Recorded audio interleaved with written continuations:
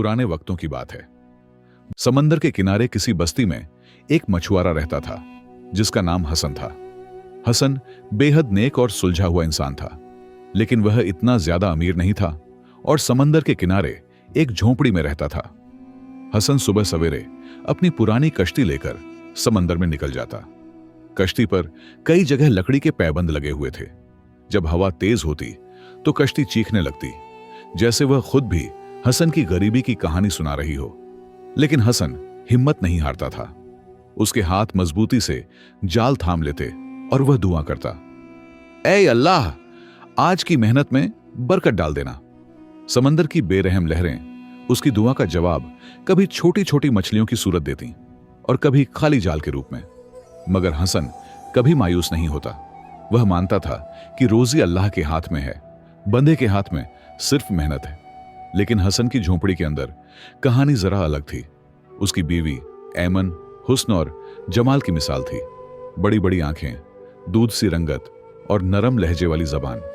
मगर उसके मिजाज में नखरा और नफासत इस तरह रची बसी थी जिससे उसके जिस्म में खून के साथ बहती हो। वह अमीर खानदान की परवरिश पाई थी। जब उसका निकाह हसन से हुआ था तो सबने हैरानी जाहिर की थी कि एक रईस सज्जादे की बेटी एक गरीब मछुआरे की झोंपड़ी में कैसे रहेगी। शुरू के दिनों में शायद मोहब्बत के सहारे वह यह सब सह गई, मगर वक्त गुजरता गया और गरीबी की तल्ख हकीकत उसके दिल पर बोझ डालने लगी। जब भी हसन खाली हाथ वापस आता, ऐमन के चेहरे पर गुस्से और बेजारी के बादल छा जाते। क्या यही जिंदगी है जो तुमने मुझे दी है? वह ताने देती। मेरे बाप के घर में नौकर चाकर हुआ करते थे और यहां न खाने को ढंग का कुछ है, न पहनने को कपड़ा। कब तक मैं ये गरीबी झेलूंगी? हसन खामोशी से उसकी बात सुनता। दिल में दुख जरूर होता, मगर जबान पर शिकवा न लाता। वह सिर्फ इतना कहता, ऐमन, अल्लाह बड़ा कारसाज है। आज मुश्किल है, कल आसानी भी आएगी। तुम सब्र करो।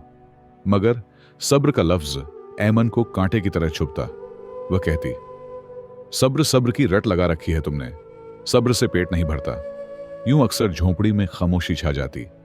एक तरफ हसन के चेहरे पर सकूत और सब्र की रोशनी, दूसरी तरफ ऐमन की नाराजगी और नखरा। लेकिन मोहल्ले में लोग हसन को इज्जत की नजर से देखते थे। वह जानते थे कि हसन की नेकदिली ही उसका असल सरमाया है। जब कभी कोई पड़ोसी भूखा होता, हसन अपनी मामूली सी कमाई में से भी उसके साथ बांट लेता।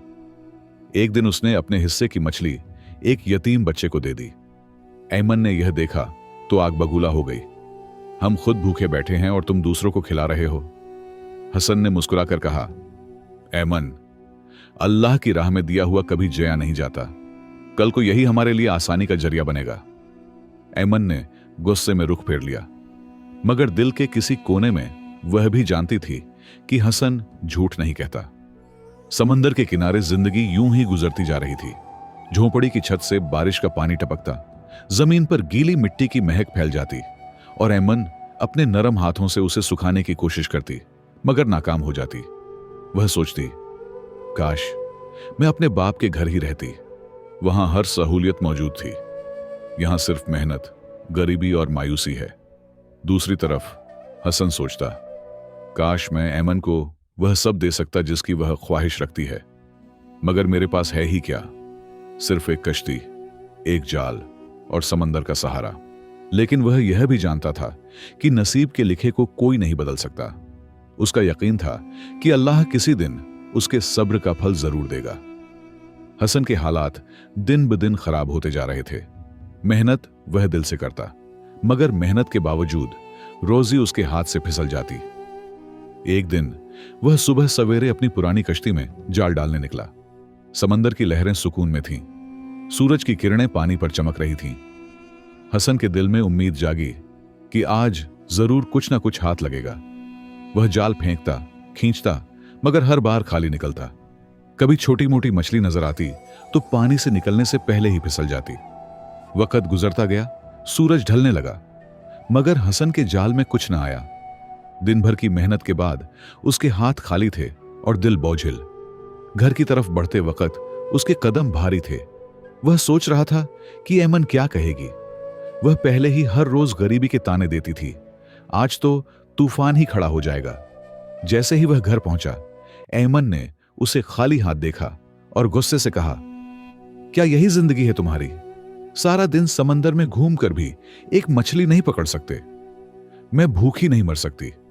अगर तुम मुझे खिला नहीं सकते तो मुझे मेरे बाप के घर छोड़ दो, वहां कम अज कम इज्जत से रोटी मिलती है। हसन ने सब्र के साथ सर झुकाकर कहा, ऐमन, नाराज ना हो, मैं अभी तुम्हारे लिए खाने का बंदोबस्त करता हूं। यह कहकर वह बाहर निकल गया। दिल पर बोझ था, मगर बीवी की भूख और गुस्सा उसके सामने कुछ न था। वह एक पड़ोसी के दरवाजे पर गया और अदब से कहा, भाई, आज किस्मत ने साथ नहीं दिया, जरा कुछ खाने को मिल जाए तो मेहरबानी होगी। पड़ोसी गरीब ही सही, मगर दिल का अच्छा था। उसने 2 टुकड़े रोटी और थोड़ा सा सालन दे दिया। हसन शुक्रगुजार दिल के साथ वह खाना ले आया।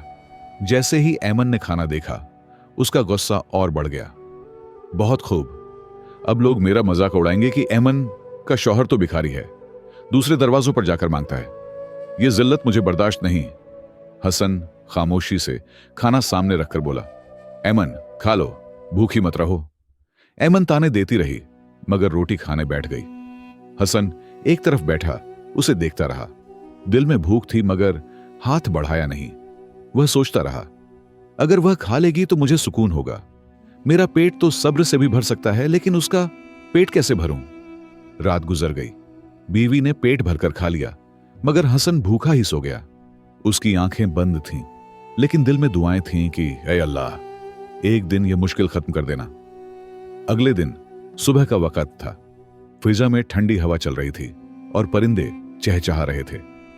हसन ने आंख खोली, वुजू किया और नमाज़े फज्र पढ़ने बैठ गया। उसके दिल की कैफियत अजीब थी। सजदे में सर रखते ही उसकी आंखों से आंसू बह निकले।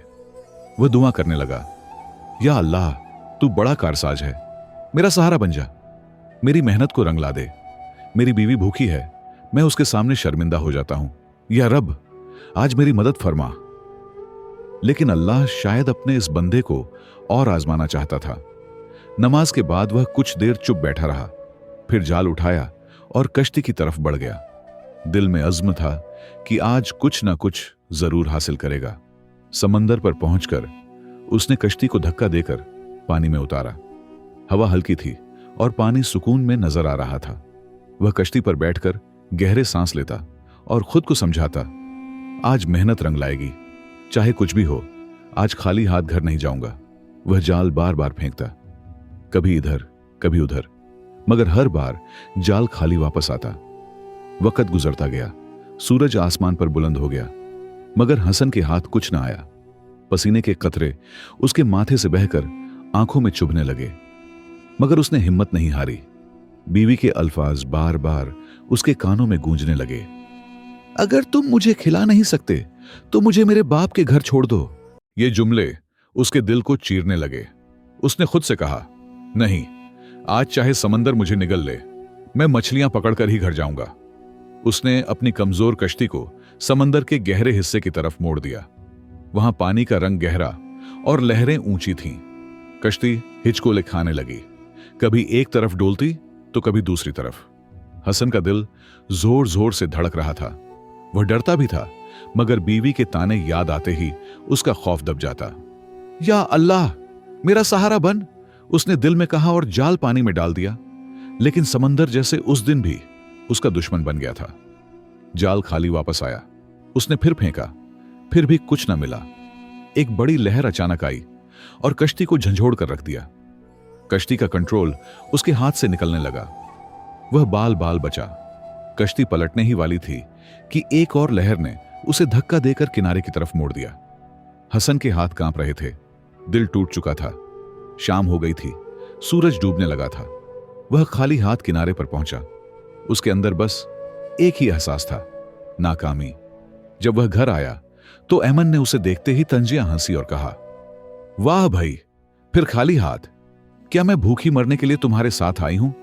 बस करो ये ड्रामा, मुझे मेरे बाप के घर वापस छोड़ दो, वहां कम अज कम इज्जत से खाना मिलता है। हसन के दिल पर जैसे किसी ने पत्थर मारा हो। उसने नजरें झुका लीं, कुछ न बोला, सिर्फ इतना कहा, ऐमन, मैं कोशिश कर रहा हूं, दुआ करो कि अल्लाह आसानी कर दे। मगर ऐमन का गुस्सा ठंडा ना हुआ। वह मुसलसल ताने देती रही। कोशिश? तुम्हारी कोशिश सिर्फ नाकामी है। मेरे अपने हंसेंगे जब सुनेंगे कि उनकी बेटी भूखी प्यासी एक मछुआरे के साथ मर रही है। हसन का दिल भर आया। वह और बर्दाश्त न कर सका। दिल बर्दाश्ता होकर झोंपड़ी से बाहर निकल गया। रात गहरी हो रही थी, ठंडी हवा चल रही थी। हसन साहिल के करीब जमीन पर जा बैठा। उसकी आंखों से आंसू बहने लगे। वह रोते रोते आसमान की तरफ देखने लगा। या अल्लाह, मैंने अपनी तरफ से कोई कमी नहीं छोड़ी। तू ही जानता है मैं दिन रात मेहनत करता हूं, मगर हर बार खाली हाथ आता हूं। या अल्लाह, मेरी इज्जत रख ले। मेरी बीवी भूखी है, वह मेरा मजाक उड़ाती है। मैं कब तक यह सब सहूं? इसी दौरान घर के अंदर ऐमन ने चुपके से खाना निकाला जो उसने दिन में छिपा कर रखा था। वह आराम से खाने बैठी और फिर पेट भरकर सो गई। उसे परवाह न थी कि उसका शौहर भूखा बाहर बैठा आंसू बहा रहा है। हसन तन्हा साहिल के करीब बैठा हुआ था। हवा के झोंके उसके चेहरे से टकरा रहे थे और वह अपने दिल के बोझ को हल्का करने के लिए समंदर की बेकिनार वुसत को घूर रहा था। उसके अंदर एक तूफान बरपा था और बाहर भी पानी की बेचैन लहरें उसी तूफान की तर्जुमानी कर रही थीं। वह अपने दिल में सोच रहा था, या अल्लाह, आखिर कब तक यह आजमाइश रहेगी? 2 दिन से मैं जाल समंदर में डालता हूं, लेकिन एक मछली तक हाथ नहीं आई। घर में खाने को कुछ नहीं है, बीवी के ताने अलग। बच्चे अगर होते तो उनका क्या हाल होता? ये गरीबी, ये भूख, आखिर कब तक? यह सोचकर उसकी आंखों से आंसू निकल आए। वह दोनों हाथों से अपना चेहरा ढांक कर रोने लगा।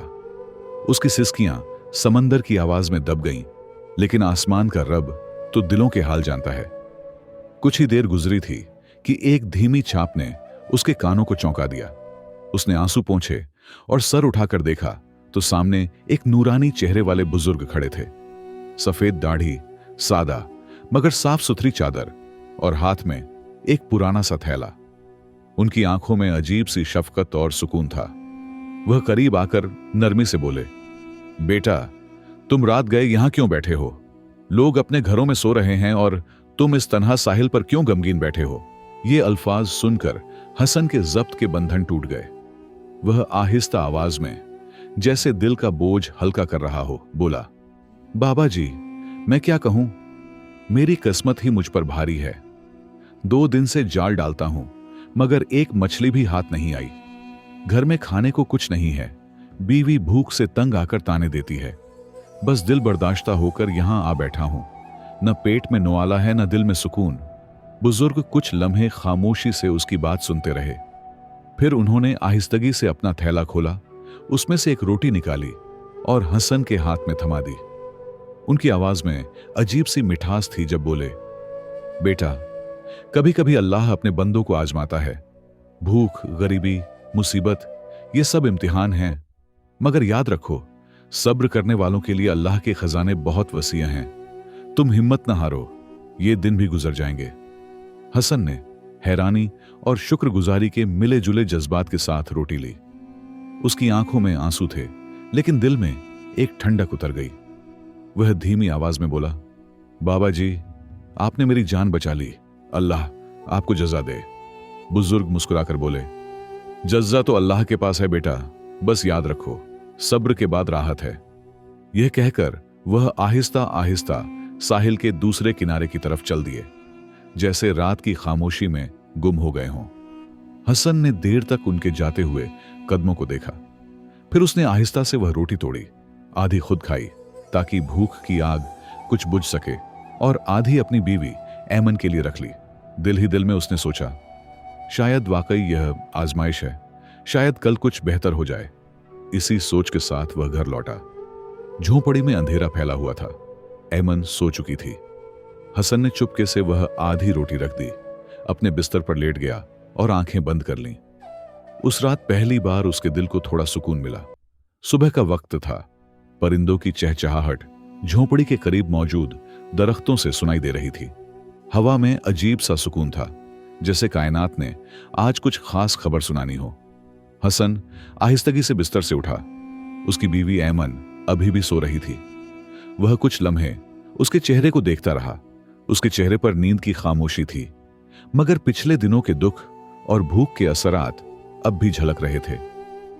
हसन के दिल में नरमी और मोहब्बत का सैलाब आया। उसने आहिस्ता से बीवी के चेहरे पर हाथ फेरा और दिल ही दिल में दुआ की, या अल्लाह, मैं अपनी बीवी से बहुत प्यार करता हूं, इसे मुझसे जुदा मत करना, हमें भूख और गरीबी के इस अंधेरे से निकाल ले। यह दुआ करके वह झोंपड़ी से निकल गया। आज का मौसम कमाल का था। नीला आसमान, हल्की हल्की ठंडी हवा और समंदर की लहरों पर चमकती धूप। हसन ने अपने दिल को मजबूत किया और कश्ती पर सवार होकर समंदर के बीच निकल गया। वह जाल बार बार फेंकता, लेकिन पहले पहल उसके हाथ फिर कुछ ना आया। मायूसी ने उसे घेरना शुरू किया, मगर फिर उसे बुजुर्ग के अल्फाज याद आए, सब्र के बाद राहत है। यह सोचकर उसने एक आखिरी बार हिम्मत करके अपना जाल फेंका। जाल समंदर की गहराइयों में डूबा और जब वह उसे खींचने लगा तो उसके हाथ कांप उठे। जाल भारी था, बहुत ज्यादा भारी। दिल धड़कने लगा। जैसे ही उसने जाल खींचा, उसकी आंखें हैरत से फैल गईं। जाल में एक मोटी, ताजी, सुनहरी सी चमक रखने वाली मछली फंस चुकी थी।